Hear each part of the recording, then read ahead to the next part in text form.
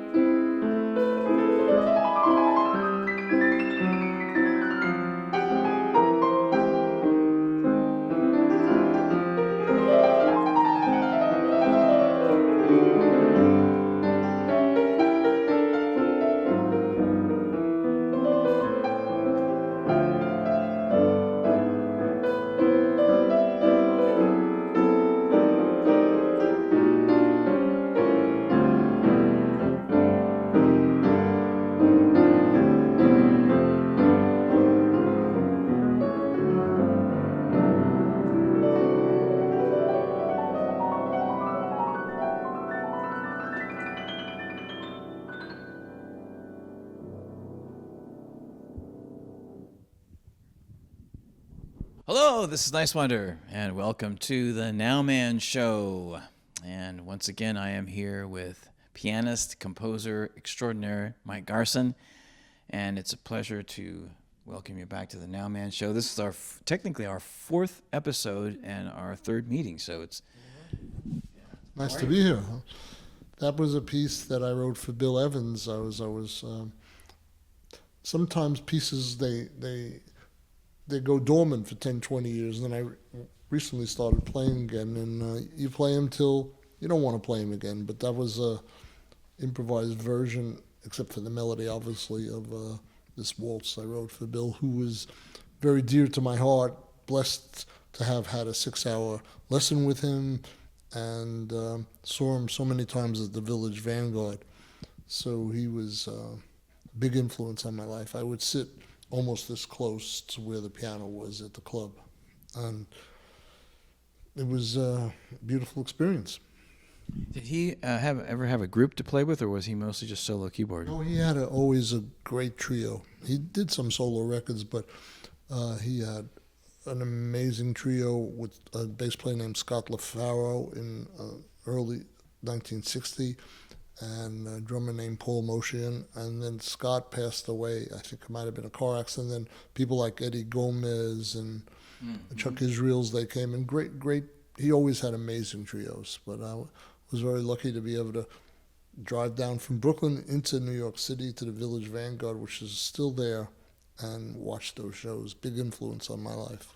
Fantastic. So Village Vanguard still does jazz shows? Mm-hmm. Still there. Have you been back there to play yourself? I haven't played there. I played at the Blue Note with Stanley Clarke, but I haven't played at the Village Vanguard recently, no. And you were with Stanley, like in between gigs with David, right?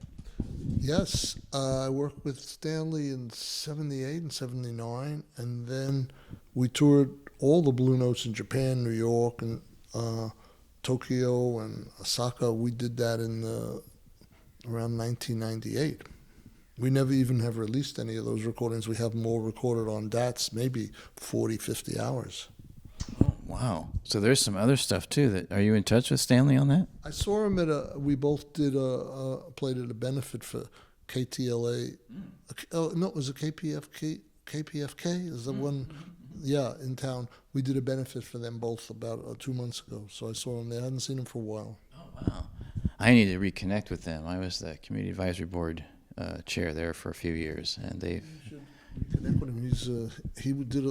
His portion of the show was with upright bass, and he had a tabla player or some Latin instruments from Afghanistan. Wow. It was amazing.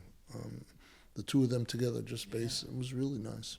I love when people mix instruments up like that. I saw Herbie Hancock once do that with, and he's brilliant in that. You know how you can just, as you yourself, you combine different styles of music together, and you can sneak in all different kinds of sounds and instruments. Yes. Depending on how you do it. The world's becoming a smaller place, so we need to be aware and co-create with other great cultures. I've done that a lot. I used to jam in the 80s with tabla players. Fantastic. Just for the fun of it. Oh yeah, it's great. Yeah, and but let's capture a little bit of the timeline of since last time we talked. My gosh, it was 2017 since we actually had a conversation like this. So I know you did a recording, which is a charity benefit with Gabby Moreno. He's my brother. That's beautiful. We did a nice version of that. I think we were doing it. It had twofold purpose. We did it for cancer, and we also did it for the firemen. Mm-hmm. So, but she's a very talented singer, Gabby Moreno, and she's going to have a very good career. It has been good, and it's going to continue being good. She's a wonderful singer. And she's very versatile, too, as an artist, and I think... Yeah. I just did a big project with her, and she just could sing very wide net. And I think on that recording, sounded like she did all the harmonies, too, I think, and it was phenomenal. All the harmonies on He Ain't Heavy. And we did it all in my other studio, and it was just watching her work for 3 hours and got it all done. It was amazing. Wow, you did that in 3 hours? Yes. Wow. Very impressive. I really enjoyed it a lot. Great. Yeah. And in 2018, I know there was a lot going on then. Of course, I've seen all the Bowie Celebration shows here in L.A., and you worked with a lot of interesting people in the last few years on those shows. Then there's, let's see, what was it? Earl Slick. There was, and so even Angelo Moore was there, and Some of the early shows, Angel Moore, a very talented singer. Yes. yeah, and who else did I see? And Adrian Belew, and of course you had Gail and Sterling. Sterling Campbell. There have been about 100 singers that have worked with us, and probably over 25 different alumni on this tour coming up January through April on the Bowie Celebration. Well, the whole band is alumni from different parts of David's life. The drummer is named Alan Childs. He played with David on a Glass Spider tour, so he was out for a year. Carmine Rojas was out with him playing bass, and I'm using a guitar player named Kevin Armstrong, who you might not know, who's terrific.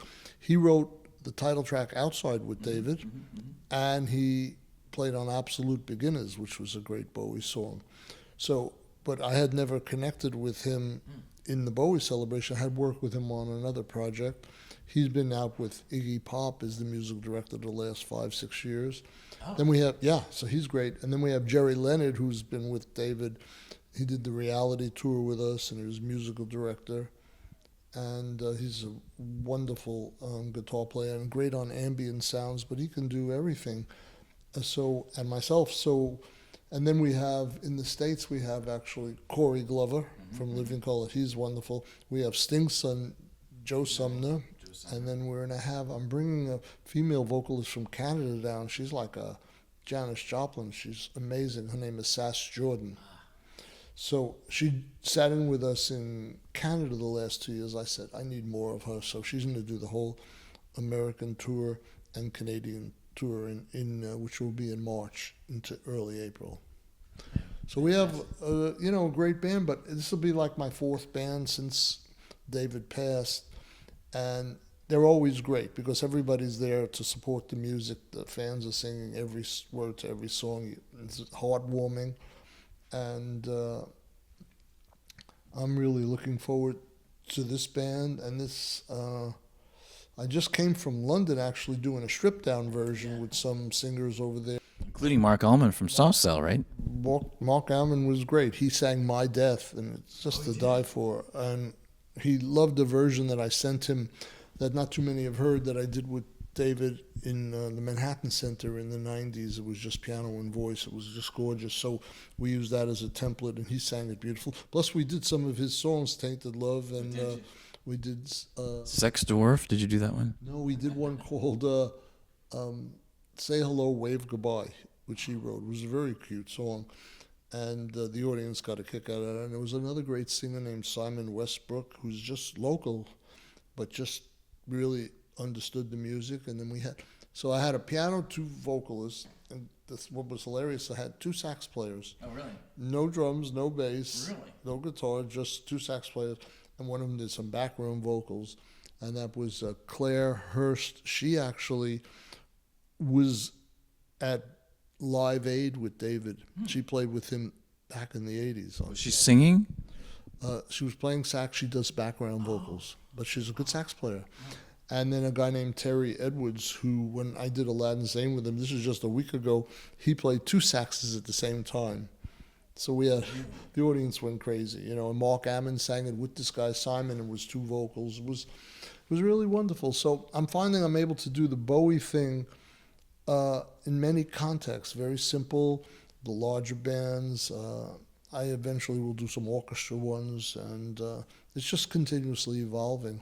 But we have 40 shows coming up in the next 4 or 5 months, and last year was 60 shows, and next year will be his 5th anniversary since he's passed. Wow. So I'll probably even do more shows. That year might even be 70 shows, So that would be like the 5 years tour, right? That's what it's going to be called. Yeah. That's what it's going to be called. And, I'm not tired of his music. Yeah. I'm just not tired of it. And I have so much room to do what I want because he always gave me room, so why shouldn't I do it with my own bands, So there's a lot of room. And that's the mindset of Bowie, though, is to, like, take a song and then just let it happen, let it make itself with the musicians? Partially because his trust level of the people he hired was so high that he knew it would always come out all right. He never micromanaged. He did very little except give maybe a vision, and he would trust. And every musician he ever hired was the perfect one. So you'd have to say he was the ultimate casting director. That's sort of how I see him, that way. And a great producer. And he pulled out the best of me. It was almost like whatever I had practiced my first 20 years of my life, he found a place for in the maybe 100 songs I recorded with him. And you worked on, so you did 20 albums and 9 tours, right? It might have even been 13 tours. There were some smaller ones. And officially there were 14 albums, but more keep coming out. So it is around 20 because they keep finding things. And over 1,000 shows live. That's scary. That's a lot. I mean, you get to know a lot about a person. Well, the closest other musician might have been 600 or 700 shows. And what was ironic about it is I was only hired for 8 weeks initially. So the fact, and there was long periods of time I was playing jazz and wasn't with him, but I was with him in those heydays in the 70s, and then I was with him from the 90s till his last performance. And what's fascinating, and it didn't dawn upon me till someone pointed it out to me, but I auditioned with the song Changes in 1972, and Mick Ronson was sitting at the piano when he gave me the music. And that was my audition song, and the last piece I ever played with him live was with him, me, and Alicia Keys, and it was Changes in 2006. So it's kind of interesting, what would you call it? Connection to that one song. One song, and it's like bookends, you know. And like I said, there've been about 100 singers who've just jump in for a tune or two, and they keep coming, whether it was Perry Farrell or Ian from the Cult, or Sting did he did 2 shows with us at the Wiltern. At the Wiltern, which was phenomenal. He did Black Star and Lazarus to Die For. I did Disco King, Bring Me the Disco King with Seal. Did you see that? I saw that, yes. That actually happened. I just was watching that again yesterday. That actually happened just a few days after we were together the first time. Was that a few days after? Yeah. Oh, Well, at least that's when they put the, might have even just been one day after, because somebody put the video up a few days after. Wow. He was terrific, and the first week in March when we're here in California, and Evan Rachel Wood is going to join us, so she's going to be a guest. So you never know who's going to pop in. I mean, almost every artist I've ever met has a close feeling about David, and he's somehow influenced them. Just yeah, that huge. Huge. Yeah, I know. I mean, when I talked to you about, you know, how he recorded and how he utilized musicians, and I realized in my own 2 albums, I did the same thing. I gave the musicians full freedom because I knew they were going to give me exactly what I wanted to hear. Well, that's a good template to follow. Yeah, I totally agree. And it isn't interesting how subconsciously that was influencing me. I didn't even know it. Well, as humans, it's very natural if we get out of our own way to let things just flow and be in the moment, and it comes. So it's not like David invented that, or you invented, or I invented. It's the natural way. You just have to trust yourself to allow the experience to happen. And sometimes if we've had bad experiences or a bad performance doing that, we shy away from it. So then we go a little more formulaic. And but you have to get up and pull yourself up at a bootstrap and get in there again, because otherwise I couldn't be doing music at this part of my life if I wasn't being fresh with it. Even this version of the Bill Evans piece I wrote, it was totally different than I've ever played it. And I play it different with the rhythm section and different with a horn player. It's you have to be in the moment and trust that the music will unfold. Does it all the time? Well, maybe not, but you still have to be committed to doing that. I think that And even too, if it goes, a lot of songs, as that piece proves, goes through an evolutionary process. Yeah. So each time in the moment that it's created, it's still what that moment wants it to be. That's right. And it doesn't have to stay there. That's the beautiful thing about music, is that why would you even think that it should be the same every single night or day? It's like that would be boring. I think music that is done repetitively just comes about from safety and sales. If it's a Broadway show, it kind of has to be similar every night, there are different reasons why that came about. Even the fact that we record music is a little strange, because if you think about it, thousands of years ago, guys are sitting around with some drums banging, and maybe it's their religion, or they're trying to reach the gods through it. So it has had many purposes through the years. Of course, record companies and managers and people like that capitalize on it, and the artists need to make a living. So depending on how restrained you are is how much you sell out. If you're not restrained, like myself, I've never allowed anyone to sort of dictate how I create music, and that's why I'm still doing it. Exactly, because you don't feel like you're doing a formula. I mean, a formula would drive me crazy. I understand, so I get that completely. Well, if there's anything good about formula, if you're a talented artist, and playing classical music, so you are playing the same notes every night, if you're playing Liszt or Chopin or Beethoven, you still can play that in the moment and express yourself through it if you have that awareness. And the same as a musical Broadway, you could make it your own, and each time you do it, it's like you've never done it before. That is its own gift. So that would be the upside of formulaic. You know it's going to work, and you want to be respectful of Beethoven's Ninth Symphony, or unless you're announcing that you're going to do improvisations on Beethoven, which I have done things like that. But I'm talking about classical artists. Some will be boring who are not doing it in the moment, and they're just playing the notes, and they might have the fingers, but there's no feeling. The ones who are creating it in the moment, it's great music, so we don't want to lose that music. So there are those that have to do that. I'm not one of them, but I respect that it keeps the music alive. There are people who are playing my improvisations, and I don't want to play them because it's my then music. I did it then. Right. Now I'm playing what I do now, but others who don't improvise. So I mean, I could see what's positive about formulaic. It's just not who I am. You know what I mean? Oh, totally. I totally understand. I guess I'm a combination of different things. I really don't like doing predictable things. Right. I guess that's how I put it into words. But well, that's why we're chatting. Yeah, exactly. That's why we're chatting. And so it's always in the now and always in the moment. And that's how I try to live my life. If not 100% of the time, at least 90% of the time. Just keep it up. Keep it up. And same here.